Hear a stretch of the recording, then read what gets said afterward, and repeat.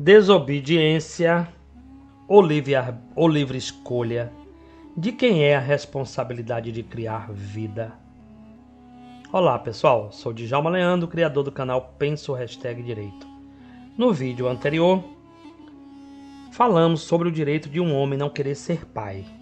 O tema gerou muita polêmica e recebemos muitos comentários, positivos e negativos. O importante é que, ao comentar, vocês estão exercitando sua plena cidadania, o que envolve o conhecimento dos direitos e deveres de cada um. Inscreva-se no canal, comente e compartilhe. Isso propiciará o exercício pessoal de defender e externar seu ponto de vista. Assista ao vídeo até o final para continuar nesta proveitosa oportunidade de ampliar os conhecimentos. Hoje vamos continuar a discussão, mas com uma perspectiva diferente. Vamos falar sobre a responsabilidade de criar vida. Bem, no livro de Gênesis encontramos a história de Sarai e Abraão. Sarai era estéril e não conseguia ter filhos. Por isso, ela pediu a Abraão que se deitasse com sua serva, a egípcia Agar, para que ela pudesse dar-lhe um filho. Isso era costume na época. Abraão, mesmo contra sua vontade, obedeceu a Sarai. Ele se deitou com Agar e ela engravidou. Agar deu à luz a um filho chamado Ismael.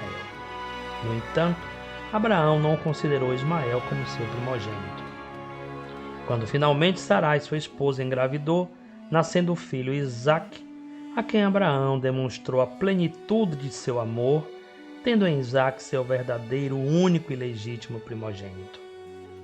Acontece que a desobediência de Abraão, não só a Deus, mas também a si mesmo, teve consequências graves. Ismael e seus descendentes tornaram-se mortais inimigos de Isaque e seus dependentes. Bem, no vídeo anterior abordei esta temática, porém com o ângulo e a visão bem atual. Entretanto, como se observa, este conflito é bem antigo.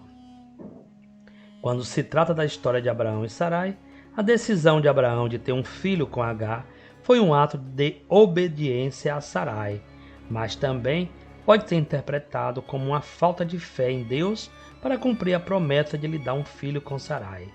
No entanto, é uma interpretação aberta à discussão e debates. Será que tem alguma ligação com os conflitos atuais? Bem, quanto à relação com os eventos atuais, muitas pessoas veem conexões entre a história bíblica e os conflitos no Oriente Médio.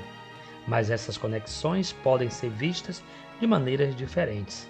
Alguns podem argumentar que é uma questão de fé, obediência ou desobediência, enquanto outros podem adotar abordagens mais políticas ou históricas.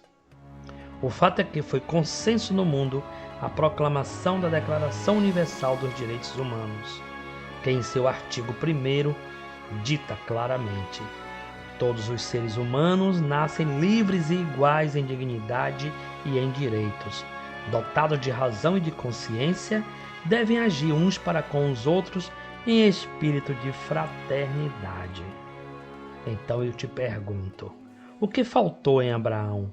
Foi a determinação de manter firme sua fé ao Criador? Foi a fraqueza diante do amor a Sarai? Ou desobediência a Deus e a si mesmo? Bem, eu acredito que foi um pouco de ambas as coisas. Abraão tinha fé em Deus, mas ele também era um homem fraco. Ele cedeu à pressão de Sarai e não confiou em Deus para cumprir sua promessa de dar-lhe um filho.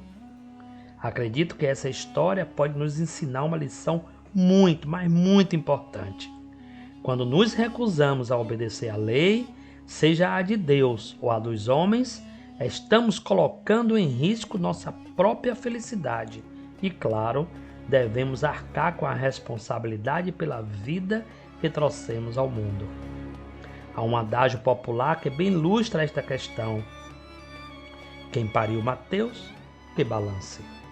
Bem, certo ou errado, este ditado popular nos transmite uma imposição moral e outra legal.